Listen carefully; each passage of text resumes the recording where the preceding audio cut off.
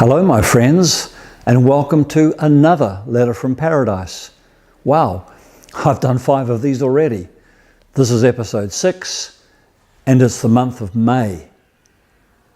It was on the 1st of May 10 years ago that Suzanne and I moved to Auckland to be the pastoral leaders of a church in that fine city. We were full of positivity and expectation, but the next few months were to be some of the most agonizing of our lives. But a time also in which we forged some of the most wonderful friendships that we'll ever have. It was also in the month of May that our son Regan passed away. It was the year 2000, and we were plunged into shock and grief. He was just 16 years of age and died the day after he suffered cardiac arrest during a running race at school. There's nothing particularly special or spooky about the month of May. Neither are Suzanne and I especially chosen for pain and sadness. These are part of life and come along in some form for all of us. A short time after those painful few months 10 years ago, I read Paul Young's best-selling book, The Shack. It was to change my life.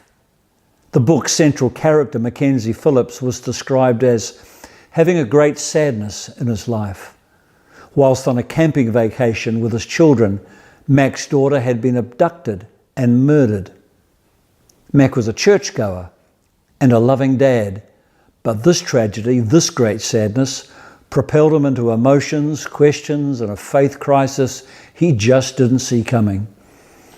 Driven by his painful quest for explanations, and a little further along in the story, Mac is standing on the porch of a wilderness shack. God is supposedly inside. This papa has asked Mac to meet him there. Mac is angry, confused, wants answers, and is about to thump on the door to get them. What happens next exhilarated and deeply moved me, surprising and amazing me both at the same time. In some ways, I was Mac. Perhaps most of us were standing on that porch with our own great sadness, our own yearning. Whatever the case, I started to encounter the Heavenly Father, this Papa, along with Mac that day 10 years ago. Or should we say, love was finding me in ways I never expected, but longed for, and little by little, love completely unraveled me in the most wonderful way.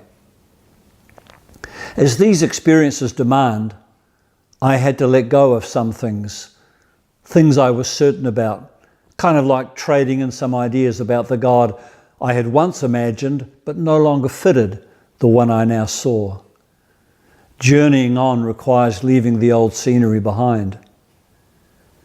It was the most stunning visitation, and on it went. I knew I was becoming different. People noticed it too. All the while I had my friends close to me, my Bible was always open, and my comprehension was growing. My comprehension of the Trinity as love. My comprehension of the lavishness of grace. My comprehension of the breadth and ascendancy of the cross. My comprehension of the generosity of God. All growing, and on and on and on and on it goes.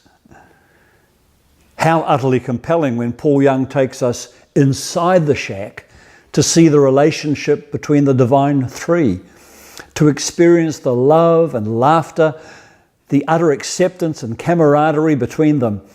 Even when Jesus dropped the bowl of batter, such a human thing to do. Yes, Adam was there, recreated as the new man. No wonder Mac felt such inclusion, such belonging inside the very life of the Heavenly Family.